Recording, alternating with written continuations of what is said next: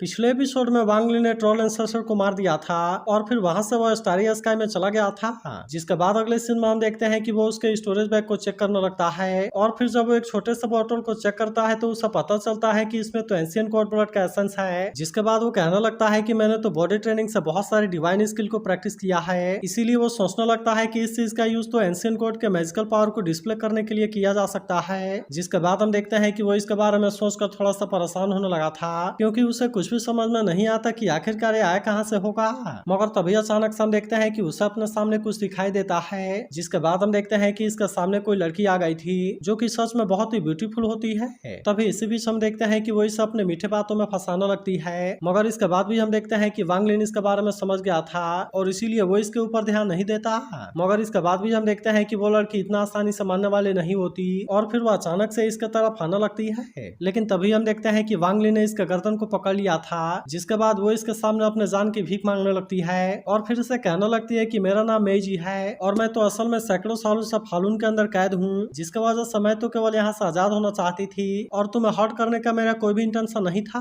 तभी वांग लिन को पता चलता है कि ये लड़की तो असल में एक सीनियर मास्टर है जो कि ओरिजिनल सोल से अलग हो गई एक रेमनेंट सोल है। इसी के साथ उसे पता चलता है कि इसमें तो चार्म का भी हिंट है। जिसके बाद वो सोचने लगता है कि अगर केवल रेमनेंट सोल के पास में ऐसी पावर है तो फिर इसका मतलब है कि इसका मास्टर के पास में बहुत ज्यादा पावर होगा, जिसके वजह से अगर मैंने डायरेक्टली इसे मार दिया तो फिर तो इसका मतलब है कि एनिमी को इसके बारे में जरूर ही पता चल जाएगा। और अब इसीलिए हम देखते हैं कि वो फिर से इसे कैद कर देता है क्योंकि अभी के लिए मुआन को बचाना इसके लिए सबसे ज्यादा जरूरी है। वहीं दूसरी तरफ हम देखते हैं कि जामारू अपने टाइगर के साथ में एक बियर का पीछा कर रही थी, जहां हम देखते हैं कि वो इसे ज्यादा देर के लिए नहीं बच पाता और फिर आखिरकार वो इसके सामने फंस गया था। जिसके बाद हम देखते हैं कि जामारू इसके तरफ आने लगती है, इसीलिए वो बियर यहाँ से भागने के लिए कोशिश करता है, लेकिन हम देखते हैं कि वो यहाँ से नहीं भाग पाता। जिसके बाद जामारू कहने लगती है चलो मैं भी देखती हूँ कि अब तुम कहाँ भागते हो। तभी अचानक से हम देखते हैं कि बियर इसके ऊपर अटैक करने के लिए आ गया था, लेकिन तभी हम देखते हैं कि टाइगर ने इसे बहुत ही आसानी से रोक लिया था। जिसके वजह से बियर को आखिरकार इसके सामने हार मानना पड़ता है और फिर हम देखते हैं कि जामारू इसके ऊपर सवार होकर खेलने लगती है। तभी एल्डर उसे कहने लगता है कि वांग लिन को आ जाने दो, जिसके बाद वो ये देखकर काफी खुश होगा।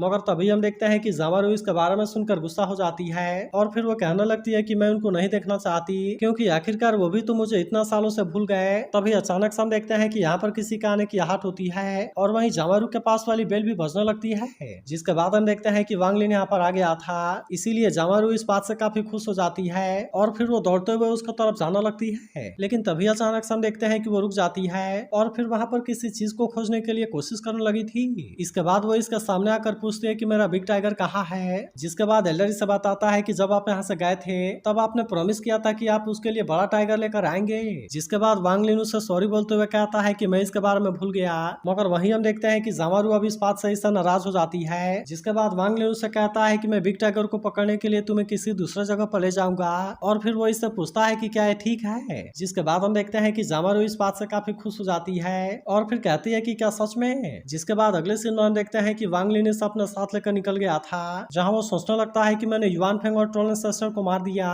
जिसके वजह से वे लोग भी इस मैटर को इतना आसानी से नहीं छोड़ेंगे और फिर अगर कहीं ऐसा हुआ तो इसके वजह से मुआन के रिसरेक्शन में प्रॉब्लम आ जाएगी। अब इसीलिए वांग लिन डिसाइड करता है कि 8 सालों के लिए उस जाकू स्टार को छोड़ना ज्यादा सही होगा और फिर जब सब कुछ सेटल हो जाएगा तो मैं वापस आऊंगा।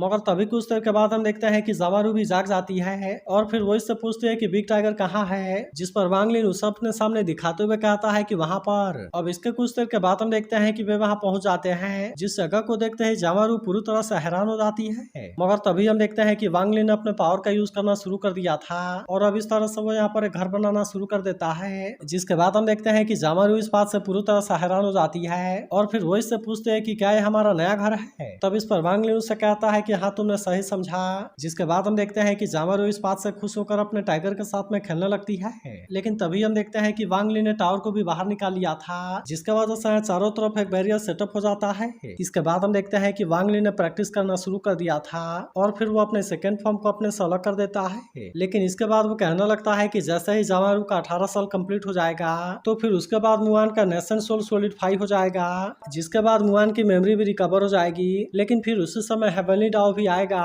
और अब इसमें केवल 6 साल बाकी हैं। वहीं दूसरी तरफ हम देखते हैं कि जामारू यहाँ आकर काफी खुश होती है और वो अपने टाइगर के साथ में खेल रही होती है। लेकिन तभी कुछ देर के बाद हम देखते हैं कि वांग लिन इसके लिए बिग टाइगर लेकर आ गया था, जिसे देख मुआन इस बात से बहुत ही ज्यादा खुश हो जाती है और फिर वो इसी के साथ में खेलने लगती है। लेकिन जब वो रात के समय सोने के लिए जाती है तो फिर हम देखते हैं कि उसे अपने सपने में मुआन दिखाई देने लगती है। तभी वही वांग लिन भी कहने लगता है कि मुआन आखिरकार अब टाइम आने वाला है। जिसके बाद वो कहने लगता है कि मैंने 13 साल पहले हेवनली डाव को रोकने के लिए बैन लेयर का यूज किया था, लेकिन फिर भी मैं इसे ज्यादा टाइम के लिए नहीं रोक सका क्योंकि हेवनली डाव सच में बहुत ज्यादा स्ट्रॉन्ग है। इसके बाद वो कहने लगता है कि जब हेवनली डाव खुद आता है तो उसे रोकना और ज्यादा मुश्किल हो जाता है, जिसके वजह से मैं उसे रोकने के लिए केवल अपने एंशिएंट गॉड के बॉडी के भरोसे रह सकता हूँ। इसीलिए मैंने इसे यूज करके तुम्हारे लिए टाइम को बनाया, लेकिन मुझे ऐसा लगता है कि इस बार खुद हेवनली डाव भी पूरी तरह से रेडी होगा, इसीलिए मुझे भी अपने आप को पूरी तरह से तैयार करना होगा ताकि मैं उसका सामना करके तुम्हें बचा सकूं। वहीं दूसरी तरफ हम देखते हैं कि जामारू बिग टाइगर को पाकर काफी खुश होती है और इसीलिए वो उसके साथ में खेलने में बिजी थी। लेकिन तभी कुछ टाइम के बाद हम देखते हैं कि जब वो एक दिन फिर से सोने के लिए जाती है तो इस बार भी उसे अपने सपने में मुआन दिखाई देने लगती है। जिसके बाद हम देखते हैं कि जामारू इस बात से काफी डर गई थी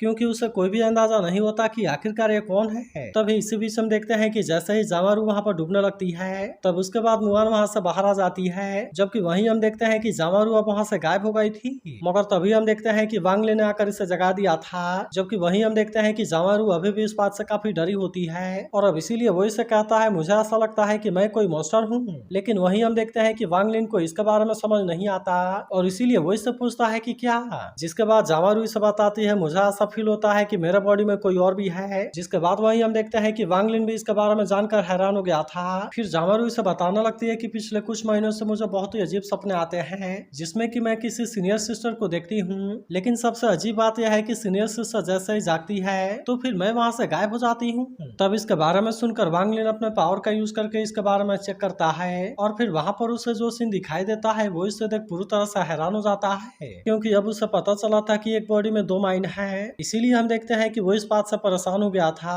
फिर वो कहने लगता है कहीं ऐसा तो नहीं कि मैंने जब मुआन के नेशन सोल को उसके अंदर डाला था तो फिर उससे पहले ही फीटस का कॉन्शियसनेस डेवलप हो गया था। अब इसके वजह से हम देखते हैं कि उसे इसके बारे में काफी चिंता होने लगती है क्योंकि अगर ऐसा ही चलता रहा तो फिर जब मुआन की नेशन सोल सोलिडिफाई होगी तो फिर इसका वजह से जामारू का कॉन्शियसनेस पूरी तरह से खत्म हो जाएगा। फिर वो कहने लगता है कि अगर इस समय मैंने मुआन के नेशन सोल को बाहर निकालने का कोशिश किया तो फिर इसके वजह से अब तक की सारी मेहनत बेकार हो जाएगी। अब इसीलिए हम देखते हैं कि वो भी इसके बारे में सोचकर काफी डर गया था और कहने लगता है कि कहीं ऐसा तो नहीं कि जामारू को इसके लिए सेक्रीफाइस करना होगा। मगर अभी भी हम देखते हैं कि ऐसा कुछ करने का उसका कोई इरादा नहीं होता, इसीलिए वो तुरंत ही हेवनली पर्ल के अंदर आ गया था ताकि वो इस प्रॉब्लम का कोई सोल्यूशन खोज सके। मगर वही उदाहरण देखते हैं कि जामारू इसे खोजकर परेशान होने लगती है और कहने लगती है कि आखिरकार अंकल कहाँ चले गए। लेकिन वही हम देखते हैं कि वांग लिन इतना आसानी से हार मानने वाला नहीं होता और वो अभी भी इसके बारे में सोल्यूशन खोजने के लिए कोशिश कर रहा था ताकि किसी तरह से मुआन और जामारू दोनों को बचाया जा सके।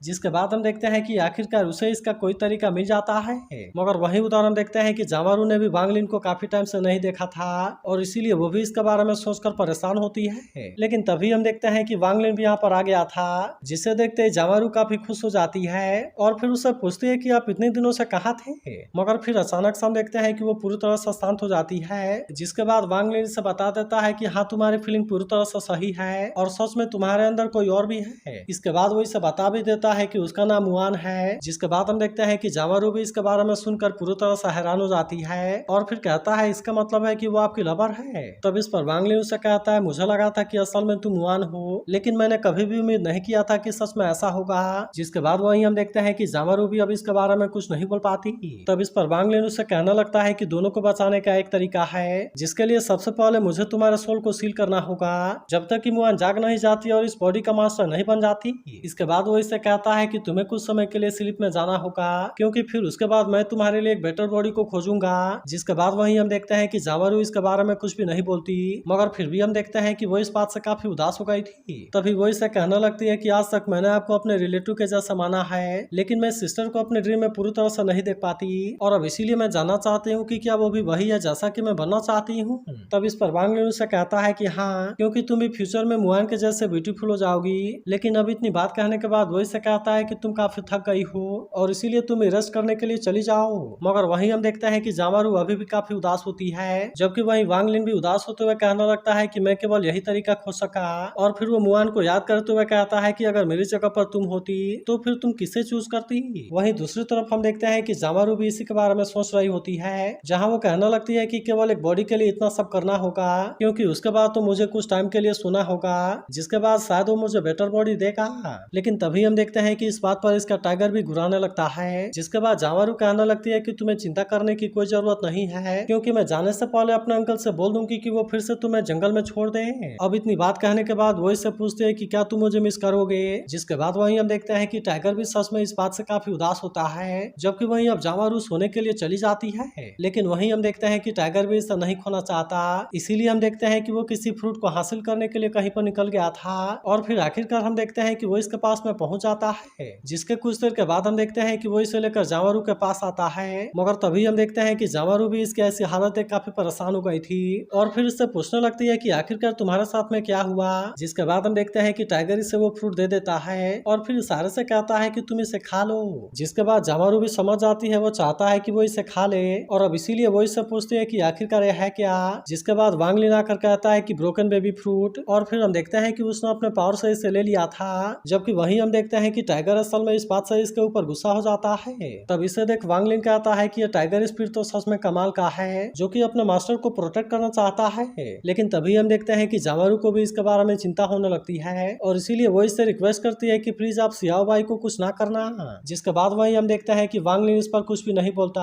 और फिर वो तुरंत इस फ्रूट का इसके ऊपर यूज कर देता है, जिसका वजह से हम देखते हैं कि इसकी सारी इंजरी हील हो जाती है। मगर तभी हम देखते हैं कि जामारू भी इसमें वांग लिन का साथ देने के लिए रेडी हो गई थी, इसीलिए वो इससे कहती है कि अंकल आप इसके बारे में कोई चिंता ना करो, क्योंकि मुझे पता है कि मुझे क्या करना है। इसके बाद अगले सीन में हम देखते हैं कि जामारू केवल खुश होने का नाटक करने लगती है, जबकि असल में वो अंदर से अभी भी काफी उदास होती है। वहीं वांग लिन कहने लगता है कि जैसे जैसे मुआन की सोल सॉलिड हो रही है, इसके वजह से जामारू का स्लीपी टाइम बढ़ता ही जा रहा है, जिसके बाद हम देखते हैं कि उसे हेवनली डाव के साथ में फाइट होने के बारे में भी चिंता होती है, इसीलिए वो कहने लगता है कि इस बार भी फिर से हेवनली डाव के साथ में फाइट होगा, लेकिन मुझे समझ में नहीं आ रहा कि मैं आखिरकार उसके साथ में फाइट कैसे करूंगा, क्योंकि ऐसा हो सकता है कि मैजिकल वेपन पावरफुल है, लेकिन फिर इसके बाद तो सब कुछ खत्म हो जाएगा, जिसका वजह से अगर इसमें केवल एक छोटी सी भी गलती हुई तो फिर तो मैं इसमें पूरी तरह से हार जाऊंगा। लेकिन इसके बाद भी हम देखते हैं कि वो किसी भी कीमत पर इसमें नहीं हारना चाहता, और अब इसीलिए वो अपने बैन वाले पावर का यूज करके टावर के ऊपर लगा देता है। लेकिन अब इसी तरह से हम देखते हैं कि एक और साल भी बीत गया था, जिसका वजह से जामारू और भी ज्यादा सोने लगती है। लेकिन इसके बाद भी हम देखते हैं कि वांग लिन इतना आसानी से हार मानने वाला नहीं होता, और फिर कहता है कि मुआन अब तुम जागने के लिए रेडी हो जाओ। तभी अगले सीन में हम देखते हैं कि जामारू अपना बेल बजाकर इसे अपने पास बुलाती है, और फिर उसे कहती है मैं चाहती हूँ कि आप इसे अपने पास में रख लीजिए, और फिर आप बाद में मुझे इसे वापस कर देना। तब इस पर वांग लिन उसे कहता है कि तुम इसके बारे में कोई चिंता ना करो, क्योंकि मैंने प्रॉमिस किया है तो मैं तुम्हारे लिए बेटर बॉडी जरूर खोजूंगा। जिसके बाद हम देखते हैं कि जामारू भी इसकी बात मानने के लिए पूरी तरह से रेडी होती है, लेकिन फिर वो कहने लगती है कि मैं आपके और मुआन के स्टोरी के बारे में जानना चाहती हूँ, और इसीलिए क्या आप मुझे इसके बारे में बता सकते हैं। जिसके बाद हम देखते हैं कि वांग लिन भी इसके लिए रेडी हो गया था, और फिर वो इसे बताने लगता है कि हम असल में गलतफहमी की वजह से मिले थे, लेकिन अब तक जो कुछ भी हुआ उसे देख ऐसा लगता है कि सब कुछ पहले से ही डेस्टाइन है, क्योंकि मैं उस समय केवल फाउंडेशन बिल्डिंग के स्टेज में था, लेकिन वो गलती से सी ऑफ मैजिक कल्टीवेशन में एंटर हो गई, और वो पहली बार था जब उसने मुझे प्रोटेक्ट किया था। अब इसी वजह से यह ऐसा पहली बार हुआ था कि वो अपने पेरेंट्स के अलावा किसी और को भी बचाना चाहता है, जिसके बाद उसने अपने पेरेंट्स का बदला लेने के लिए उसके साथ में हाथ मिला लिया, और फिर वो इस तरह से घर से काफी दूर चले गए। मगर वहीं हम देखते हैं कि जामारू अब सोने लगी थी, जिसके बाद जामारू कहने लगता है कि जैसे जैसे हम एक साथ में टाइम बिताने लगे तब इसके वजह से हमें एक दूसरे से प्यार होने लगा, तब हमने एक दूसरे के साथ में रहने के लिए प्रॉमिस किया, लेकिन मैंने ऐसा उम्मीद नहीं किया था कि किस्मत मेरे साथ में ऐसा खेल खेलेगी, क्योंकि जब तक मैं उसके पास में आया तब तक वो मर चुकी थी। फिर वो आगे कहता है लोग कहते हैं कि हेवनली डाव बहुत ही रथलेस है, लेकिन मैं तो असल में किसी भी कीमत पर अपने रिलेशनशिप को कंटिन्यू करना चाहता हूँ। तभी इसी बीच हम देखते हैं कि मुआन के आंखों से आंसू आने लगते हैं, जिसके बाद वांग लिन उससे कहता है कि मुआन अब आ जाओ, जिसके बाद हम देखते हैं कि मुआन अब सच में होश में आ गई होती है, जिसे देख वांग लिन भी इस बात से हैरान हो गया था, और फिर वो उसे कहता है कि मुआन क्या तुम हो। लेकिन तभी इसी वक्त हम देखते हैं कि हेवनली डाव के आने का भी टाइम हो गया था, जिसे देख मुआन इस बात से उदास हो जाती है, और फिर उसे कहती है कि तुमने मुझसे झूठ बोला। तो अगर एक्सप्लेनेशन अच्छी लगी हो तो इस वीडियो को लाइक और इस पर एक कमेंट जरूर कर देना, और अगर आप इसके अगले एपिसोड के लिए एक्साइटेड हो तो इसके बारे में जरूर बताना।